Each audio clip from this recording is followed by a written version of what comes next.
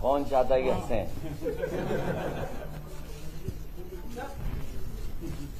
अगर सीरियस बात है तो सीरियस रहना जरूरी है। हाँ, ये सीरियस डॉक्यूमेंट है उसमें। अगले 5 साल फोटो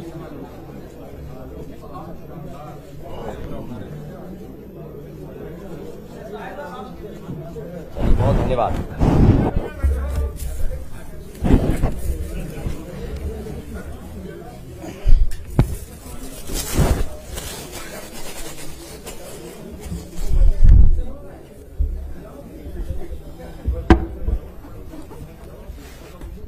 फर्स्ट फेज के प्रचार का आखिरी दिन है और 5 बजे से पहले हमें अपना घोषणा पत्र भी जारी करना है। मुझे याद है कि जब 2012 का समाजवादी पार्टी ने घोषणा पत्र जनता के बीच में रखा था और सरकार बनने के बाद उस समय जो जो चीजें घोषणा पत्र में थीं, किस विभाग से वो पूरी हो सकती हैं, बाकायदा हर प्रमुख सचिव को चीफ सेक्रेटरी के माध्यम से भेज करके और माननीय मंत्री जितने भी थे उनकी जानकारी में ला करके घोषणा पत्र को लागू करने का काम किया गया था। 12 से 17 में कई ऐसी चीजें जो घोषणा पत्र में शामिल नहीं थीं, उसके बावजूद भी समाजवादी पार्टी ने काम कर करके दिखाया और बड़े बड़े काम करके दिखाए। आने वाले समय में उत्तर प्रदेश को खुशहाली, विकास और तरक्की के रास्ते पर ले जाने के लिए समाजवादी पार्टी ने अपना मैनिफेस्टो बनाया है, जो सत्य वचन और अटूट वादा करके हम लोग जनता के बीच में जा रहे हैं। समाजवादी पार्टी ने जब कभी भी जनता के बीच में जो वादे किए होंगे, सरकार बनने पर उनको पूरा किया गया है। इसलिए बहुत बड़ा ये डॉक्यूमेंट है, मैं पूरा नहीं पढ़ पाऊंगा। अपनी प्रेस कॉन्फ्रेंस खत्म होने के बाद ये पूरा का पूरा मैनिफेस्टो आपके हाथ में दे दिया जाएगा। कुछ जरूरी जो चीजें हैं वो मैं पढ़ करके आपको सुनाना चाहता हूं, जो बहुत ही जरूरी हैं। उनको मैं शुरुआती समय से ही पढ़ना चाहूंगा। अरे वो पूरे 5 साल क्या टैबलेट देते रहे, आपको नहीं पता? जिस सरकार ने अपने, इसीलिए मैंने कहा कि अपने संकल्प पत्र के लिए इन्हें कम से कम 5 मिनट मौन रखना चाहिए था, जो पूरा नहीं किया। न्यूज के सर्वे में आप सबसे आगे जा रहे हैं और ये क्या सीटों में तब्दील कर पाएंगे? सबसे आगे इस टाइम पीटीएन न्यूज के सर्वे में आप दिखाए जा रहे हैं। मैं धन्यवाद देना चाहता हूं जो भी सर्वे है जिसमें हम लोग आगे, लेकिन सर्वे ओपिनियन पोल को मैं ओपीएम पोल मानता हूं।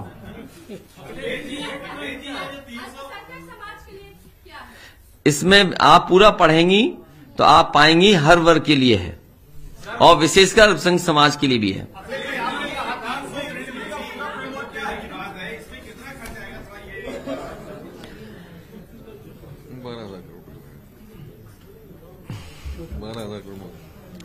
ये जो 300 यूनिट फ्री बिजली देने का है, प्रति वर्ष 12,000 करोड़ से ऊपर पैसा आएगा। 12,000 करोड़ रुपए साल का।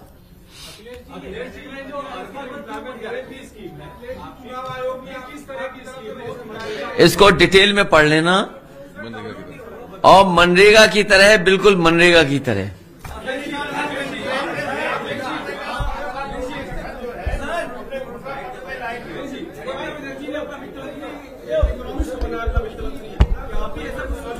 किसने बनाया?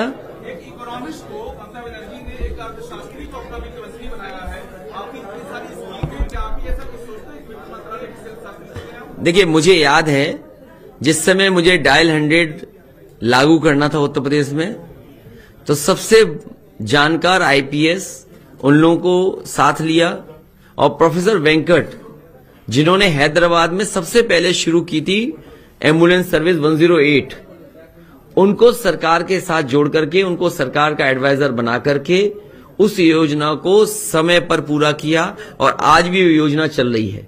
और मुझे याद है जब उत्तर प्रदेश में मुझे मेट्रो शुरुआत करनी थी, लखनऊ, कानपुर, आगरा, उस समय मेट्रो मैन श्रीधन जी को सरकार का एडवाइजर बना करके लाए थे।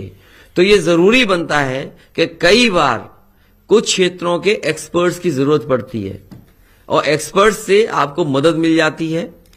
लेकिन कमाल के हमारे बाबा मुख्यमंत्री थे, वो सब जानते थे, उन्हें किसी एक्सपर्ट की जरूरत ही नहीं पड़ी। सर संविधान को खत्म करने की बात संविधान को खत्म करने की आपने बात की। ये संविधान को, ठेका के कम से कम 30 लाख लोग हैं ठेका पर। संविधान की व्यवस्था को, आउटसोर्स व्यवस्था को धीरे धीरे खत्म किया जाएगा।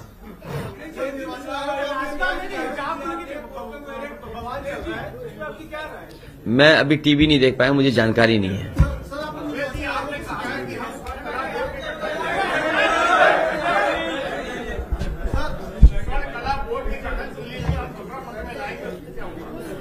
कॉर्पोरेशंस बनाएंगे और लाएंगे, उसके लिए भी है, पूरा डिटेल पढ़ लेना। ये निर्वाचन आयोग का अच्छा याद दिला दिया आपने। अभी कुछ दिन पहले एक वीडियो आया जहां एक विकलांग नौजवान से अधिकारियों ने वोट डलवा लिया और उसके बाद अधिकारी लोग जो आए और पुलिस के लोग आए, उन्होंने समझाया कि अगर एक ही वोट तो पड़ा है, जब वीडियो है, हमारी शिकायत है, तो चुनाव आयोग ऐसे लोगों पे कार्रवाई क्यों नहीं कर रहा है। और वहां का डीएम पिछले कई वर्षों से वहीं है और जानबूझ करके उस डीएम को वहीं रखा गया है जिससे चुनाव में भी धांधली कराई जा सके। और केवल एक जिले की नहीं, पूरे प्रदेश में भारतीय जनता पार्टी बेईमानी पर उतर आई है और ये हर स्तर पर बेईमानी करेगी। समय समय पर हमारी शिकायत चुनाव आयोग को रहेगी। हमें उम्मीद है कि चुनाव आयोग कार्रवाई करे। मान लीजिए यहीं पर लखनऊ में ही कोई चुनाव लड़ रहा है, उनकी पत्नी वरिष्ठ अधिकारी हैं, क्या उम्मीद करते हो न्याय मिलेगा? क्या उम्मीद करते हो वोट पड़ जाएंगे? क्या हमने आपने नहीं देखा कि वोट के खातिर, ब्लॉक प्रमुख की खातिर महिलाओं और बेटियों के कपड़े फाड़ दिए गए, छीन लिए गए थे? तो चुनाव आयोग को लगातार शिकायत कर रहे हैं। हमें उम्मीद है कि चुनाव आयोग इन शिकायतों पर कार्रवाई करेगा। अभी तक सुनवाई हुई, कल आपकी शिकायत। अब क्या करें, आपकी नहीं सुनवाई तो हमारी क्या सुनवाई होगी? लेकिन हम तो उम्मीद ही कर सकते हैं चुनाव आयोग को। आप कुछ चलाइए बढ़िया ढंग से कि चुनाव आयोग कैसे लोग बैठे हैं। सॉरी, क्या ये जानकारी? अरे आज के जमाने में किसी को टैग कर दो, कहां तक जानकारी पहुंचती है। उनका ऐप है, उसमें जानकारी जा रही है पूरी, हम सब जगह भेज रहे हैं। और केवल एक नहीं, न जाने कितने पत्रकारों ने ट्वीट किया है टैग करके इलेक्शन कमीशन को। तो और क्या करें बताइए? फिर क्या है डिजिटल इंडिया? फिर तो इस वाला बकवास है डिजिटल इंडिया।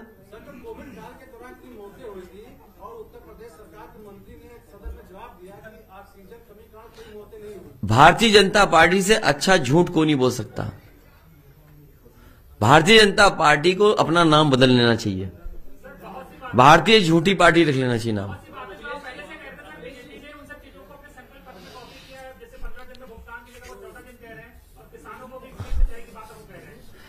इनका ट्रैक रिकॉर्ड क्या है? क्या इन्होंने 5 साल ये सब करके दिखाया क्या? तो जिस पे भरोसा ही नहीं है जनता को, भरोसा समाजवादियों पे है। पुराना काम समाजवादियों का दिखाई दे रहा है, उस पे भरोसा जनता को है। ये मोटरसाइकिल वालों को 1 लीटर प्रति महीने, वालों को 3 लीटर, इस योजना के बारे में ये लगभग 500 करोड़ खर्च होगा। 1 लीटर पेट्रोल में क्या होगा? तो वापस कर दो, किसी और को दे देंगे, उस पर 2 लीटर हो जाएंगे। ये कौन सी बात हो गई? और साथ ही साथ साइकिल का कारखाना जो यूपी में बंद हो रहे हैं, उनके सहयोग के लिए अलग से मदद की जाएगी।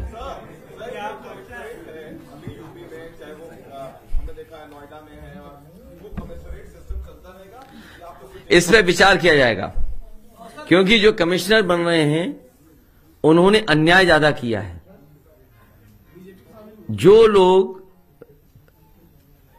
ड्यूटी पे रहते रहते जिन्हें भारतीय जनता पार्टी का टिकट मिल गया हो, क्या उम्मीद करोगे उनसे क्या न्याय किया होगा उन्होंने? और पूरा भारतीय जनता पार्टी के कार्यकर्ता बनकर के चुनाव में काम किए हों, उन्हें कमिश्नर बना दिया गया हो, क्या उम्मीद करोगे जनता को न्याय दिलाएंगे? इसलिए इस पर विचार किया जाएगा। हमारा समाजवादियों का लक्ष्य हमेशा रहा कि कानून व्यवस्था कैसे बेहतर हो। मुझे आप बताइए, किसी पुलिस के अधिकारी से पूछ लीजिए कि रिस्पांस सिस्टम किस पार्टी ने अच्छा दिया। इन्होंने 5 साल के अंदर डायल 100 का केवल नाम बदला और बर्बाद कर दी वो योजना। अगर उसमें गाड़ियां बढ़ गई होती और उसको समय के हिसाब से और ट्रेनिंग या व्यवस्था अच्छी कर दी होती तो आज बहुत अच्छी कानून व्यवस्था होती। आपको लगता है कि अगली बार जो फैसलों पेश किया है, अगली बार बजट पेश करेंगे? लखनऊ को स्मार्ट सिटी के रूप में जो डेवलप करने का सपना दिखाया था, इसके बारे में भाई स्मार्ट सिटी में क्या होना जरूरी है? आप पैरामीटर्स देखिए ना, क्या है स्मार्ट सिटी में? क्या है? अंडरग्राउंड केबलिंग होना है, मेट्रो होना, और चीजों को डिजिटली पेमेंट होना, पार्क्स होना, रिवर फ्रंट होना, और क्या है स्मार्ट सिटी में? सीवर होना। अब वो स्मार्ट उनका वही है स्मार्ट सिटी, जान लेने वाली स्मार्ट सिटी बता रहे हो ना आप, तो क्या कर सकते हैं? हटाइए सरकार को।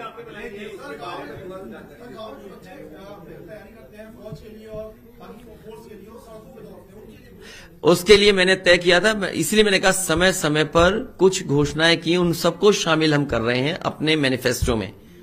वेस्टर्न यूपी में जब मैं गया तो वहां की सबसे बड़ी मांग थी कि गांव स्तर पे कहीं ना कहीं रनिंग ट्रैक होने चाहिए।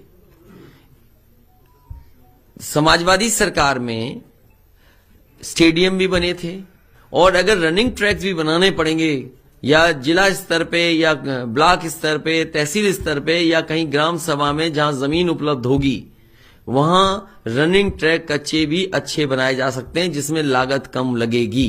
तो जहां पर जगह उपलब्ध करा देंगे गांव के लोग, वहां पर रनिंग ट्रैक सरकार की तरफ से बनाने का फैसला लिया जाएगा।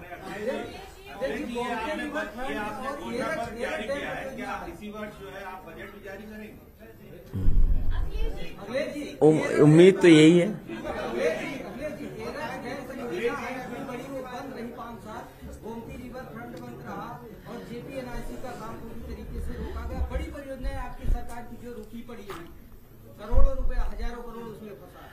उत्तर प्रदेश की कई बड़ी परियोजनाओं को बर्बाद कर दिया भारतीय जनता पार्टी की सरकार ने, और जो मदद दिल्ली की सरकार से होनी चाहिए थी उत्तर प्रदेश की, वो नहीं हुई।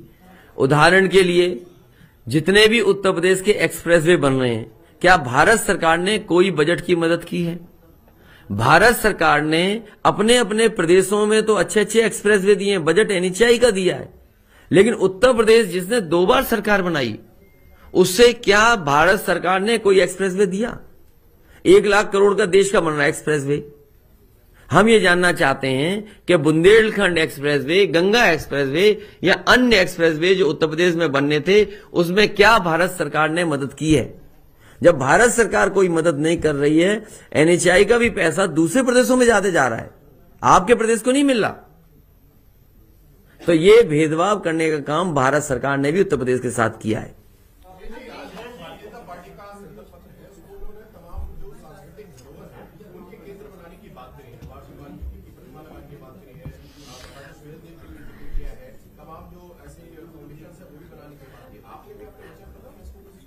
हमने ये कहा है कि हमारे कॉर्पोरेशंस बनाएंगे जिसमें मान लीजिए निषाद समाज, केवट समाज को जरूरत पड़ती है नाव की, उनको जरूरत पड़ती है और अपने व्यवसाय को बढ़ाने के लिए, उनके काम को बढ़ाने के लिए, तो उस कॉर्पोरेशन में वित्तीय सहायता 200-300 करोड़ की देनी पड़ेगी, देंगे, जिससे वो अपने समाज के या उस समाज से जुड़े हुए लोगों का काम कर सकें। इस तरह विश्वकर्मा समाज के लोग हैं, कहीं लोहे का काम कर रहे हैं, कहीं लकड़ी का काम चल रहा है। मान लीजिए मैं सहारनपुर में गया, 1 लाख से ज्यादा कारीगर उससे जुड़े हुए हैं लकड़ी के कारोबार से, उन्हें मशीन चाहिए आज।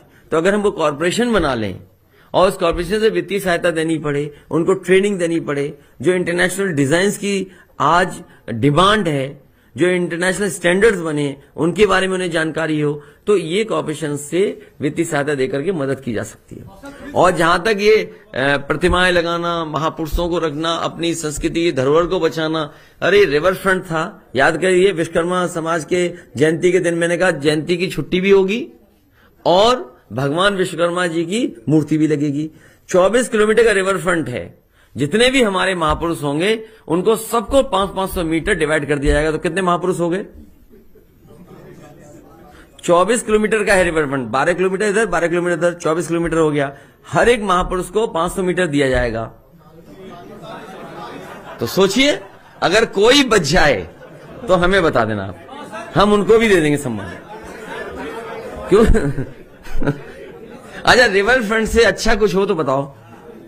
और क्योंकि रिवर फ्रंट में आपको चाहिए लोग घूमने आए, कम से कम एक गेट टुगेदर की जगह हो, कुछ खाना खा सकें, बर्थडे मना सकें, फैमिली रिश्तेदार आए, दोस्त आए, घूमे बैठे, तो कम से कम अगर भगवान विश्वकर्मा जी की मूर्ति लगी होगी या और किसी महापुरुष की होगी तो उसके बारे में जानेंगे। मान लीजिए कभी हमारे थे नीरज जी, उनकी प्रतिमा हो, उनके हाथ के फुटप्रिंट हो, तो लोग देख करके, जान करके, समझ करके जाएंगे। तो हर महापुरुष को, क्योंकि हमारा गठबंधन ऐसा है जिसमें सब समाज के लोग हैं, तो 500 मीटर का रिवर फ्रंट हर महापुरुष के लिए आवंटित कर दिया जाएगा।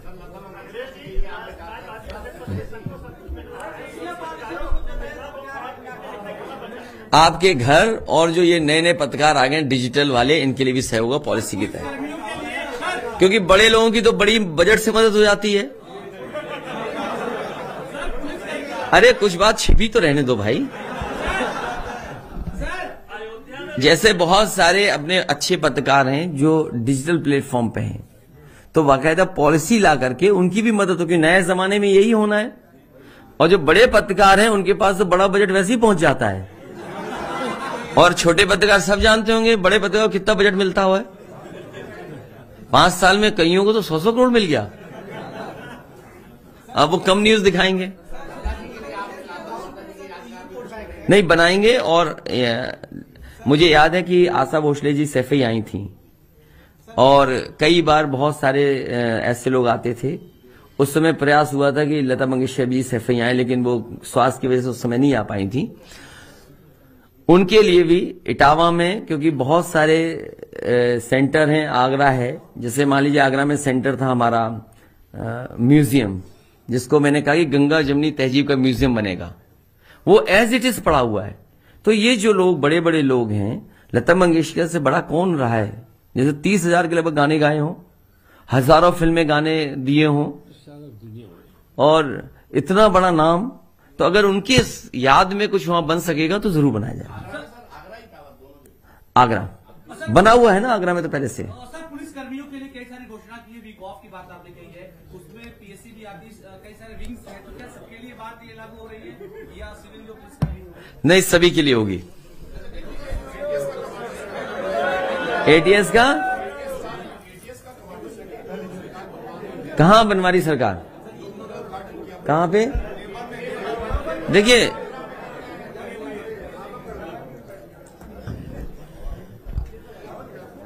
भारतीय जनता पार्टी से बड़ा झूठ कोई नहीं बोल सकता। छोटा नेता है छोटा झूठ बोलता है, बड़ा नेता है बड़ा झूठ बोलता है, सबसे बड़ा नेता है तो सबसे बड़ा झूठ बोलता है। ये जो कह रहे हैं एटीएस का सेंटर, इनसे पूछिए भारतीय जनता पार्टी के लोगों से कि जब बजट, सप्लीमेंट्री बजट सब पास हो गया, बजट में क्या बजट रखा था आपने? और फिर क्या बजट था आपका? एक, इन्होंने कहा मां शाकुंभरी देवी के नाम से हम शक्तिपीठ के एक यूनिवर्सिटी बनाएंगे। क्या बजट था यूनिवर्सिटी में? क्या बजट दिया? एटीएस सेंटर के जो कमांडो सेंटर बनाना चाहते, क्या बजट दिया आपने? यूनिवर्सिटी मां शाकुंभरी बना रहे हैं आप, क्या बजट दिया उसमें? जब बजट ही नहीं दिया। और सबसे बड़ी बात आपको बता दें, दिल्ली का भी बजट पास हुआ है, क्या जो राशन फ्री बट रहा उसके लिए बजट रखा है क्या भारतीय जनता पार्टी ने? इसका मतलब यह है कि गरीबों को केवल वोट लेने के लिए राशन दिया जा रहा है। आप दिल्ली का बजट देखिए, क्या बजट जीरो है कि नहीं है उसमें? राशन बांटने के नहीं बजट, इसलिए उनकी बातों में मत आओ आप भी। वो केवल झूठ बोलते हैं। जो सरकार अभी तक जो बन रहे थे कई फॉरेंसिक लैब तालेग्राम में 7 या 8 फ्लोर की बनी खड़ी है फॉरेंसिक लैब, 5 साल हो गए, बताइए, ऐसी खड़ी हुई है। झांसी का फॉरेंसिक लैब अभी तक नहीं चालू कर पाए। जो सरकार 100 नंबर जो अब 112 कर दिया, उसके टायर तक नहीं बदल पाए, वो क्या एटीएस सेंटर बनाएंगे? इसलिए झूठ बोल रहे हैं, झूठ नहीं। एटीएस सेंटर, एटीएस की बिल्डिंग किसने बनाई बताओ? हमारे धीमे से चुपचाप बोल दिया उन्होंने, बनाएंगे आप? तो मैं पूछना चाहता हूं कि लखनऊ में एटीएस की बिल्डिंग किसने बनाई? किसने बनाई बताओ? देवन नहीं, मैं कह रहा हूं लखनऊ की एटीएस बिल्डिंग किसने बनाई? आपने बनाई? तो बता दें जाके उन्हें, बाबा जी को।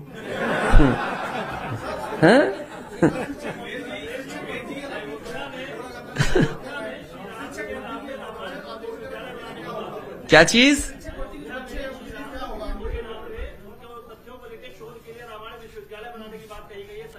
समाजवादी पार्टी जितने भी और मंदिर हैं वहां, और बाबा संत गुरु हैं जो समय समय पर हमें मिले हैं, उनके लिए अलग से ट्रस्ट या जो विभाग है धर्मार्थ बजट दे करके उन मंदिरों को, उन बाबाओं के आश्रमों को सपोर्ट करने का काम करेंगे, चाहे हमें 1-1 करोड़ रुपए उन आश्रमों को देना पड़े। लड़कियों की जो मुफ्त जो शिक्षा की बात आपने कही है सर, पीजी तक की, केजी से पीजी तक की, उसमें जो बजट एलोकेशन होगा, कई सारी पढ़ाई है सर, इंजीनियरिंग भी है, इसलिए फ्री होगा ना।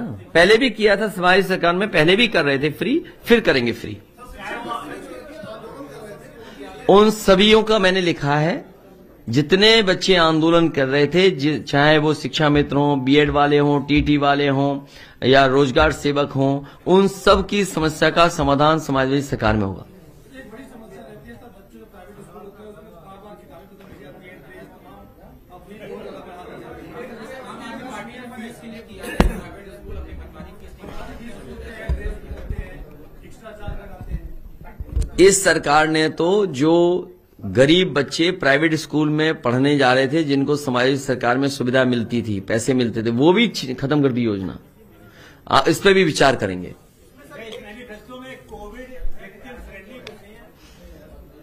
कोविड वालों सुप्रीम कोर्ट की जो गाइडलाइन है उस पर काम करेंगे।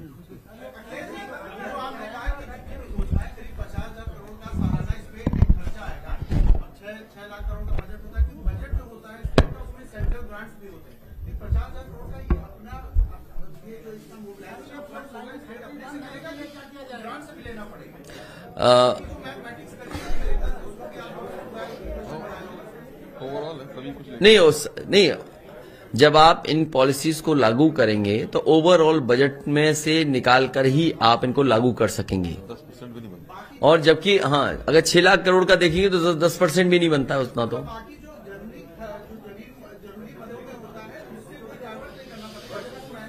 हाँ, मुश्किल है, कोई डाइवर्ट नहीं करना पड़ेगा उससे।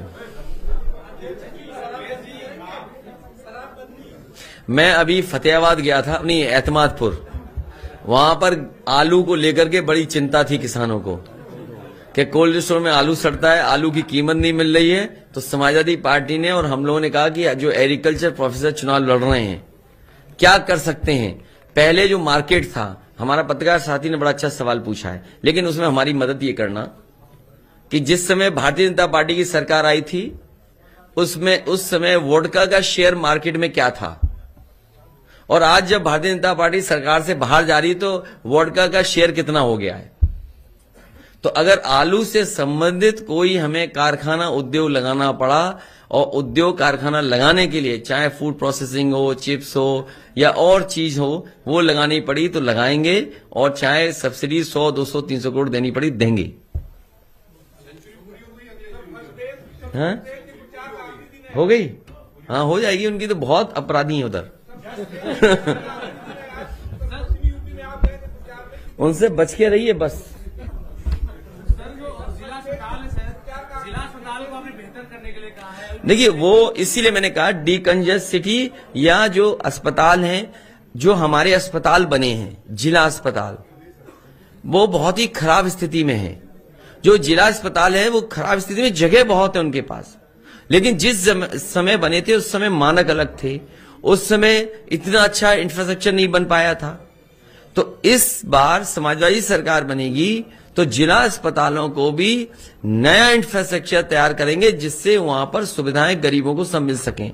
और साथ ही साथ जो एडमिनिस्ट्रेटिव ऑफिसेज हैं हमारी, जहां पर प्रशासनिक भवन है, एक ऑफिस यहां, एक यहां है, फिर एक वहां है, और सब जर्जर हैं। जो गरीब आते हैं, न उन्हें बैठने की जगह है, न उनको पानी पीने की जगह है, न शौचालय अच्छे हैं। तो कम से कम गरीब जो वहां अपनी काम के लिए आता है, सुनवाई के लिए आता है, उसके लिए एक प्रॉपर जगह हो। अधिकारियों ने तो अपने लिए बना लिया अच्छा सब कुछ, लेकिन जो आ रहा है गरीब दूर से चल करके 30 किलोमीटर 40 किलोमीटर, उसको बैठने की सुविधा नहीं है। पहले इस ऑफिस में जाए, फिर उस ऑफिस में जाए, फिर उस ऑफिस में जाए। तो एक जगह ला करके, क्योंकि अगर आप देखेंगे जिला मुख्यालय जगह बहुत है, पर्याप्त जगह है। मैं कई जिलों को जानता हूं, देखा है मैंने, जगह पर्याप्त है। जैसे लखनऊ में बनाया पुलिस हेडक्वार्टर, अगर आप जाएं उस हेडक्वार्टर में तो आप देखेंगे एक जगह सब सुविधाएं हैं और वर्ल्ड क्लास बना हुआ स्ट्रक्चर है। तो आज संभव है कि 1 by 1 हम डिस्ट्रिक्ट के सभी ऑफिस एक जगह लाएं, जिससे कि जो लोग हैं गरीब दूर दूर से चल करके आते हैं, उनको एक ही जगह सुविधा मिल जाए, ज्यादा परेशान ना होना पड़े और अपना आराम से वहां काम करके जाएं।